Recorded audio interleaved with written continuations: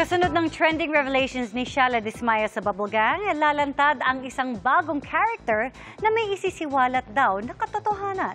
Gaganap sa character na yan ang isang dating mainstay sa show. Kilalanin natin siya sa chika ni Aubrey Carampel. I'm awfully sorry. He must have misheard me.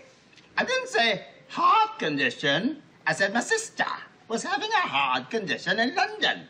Trending across social media ang katatawanang hatid ng bagong karakter ni comedy genius na si Michael V na si Shala Dismaya sa longest-running comedy show na Bubblegang. Binili mo yung isang luxury car dahil may kasama siyang libreng payo.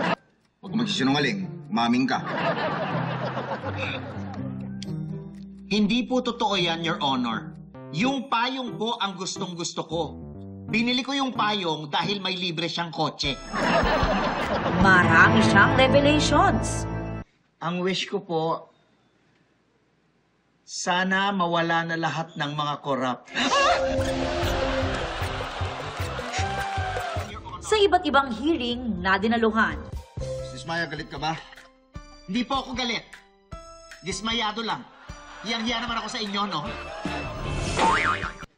Minsan pa nga niyang nakasama ang asawang si Corny.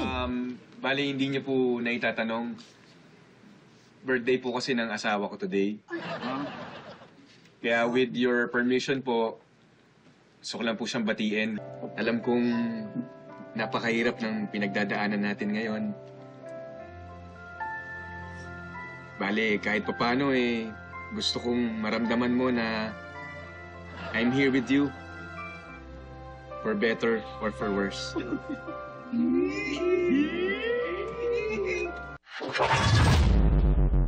Pero this Sunday, may isa pang personalidad na haharap.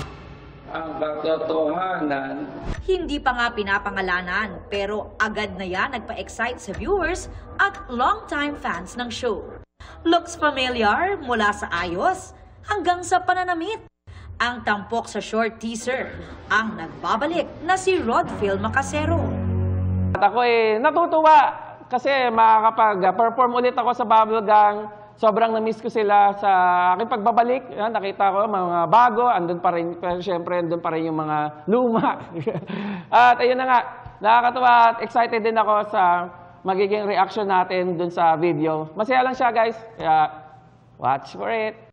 Certified Batang Bubble at dating mainstay sa Bubblegang. At kabilang sa viral duo na Moymoy Palaboy. Ang kanyang mga ibubunyag, mapapanood na this Sunday at 6:10 p.m. Sa darating na linggo, sa episode ng Bubblegang, 6:10 p.m. Kaya sabay-sabay tayong manood at tumawa dito sa Bubblegang.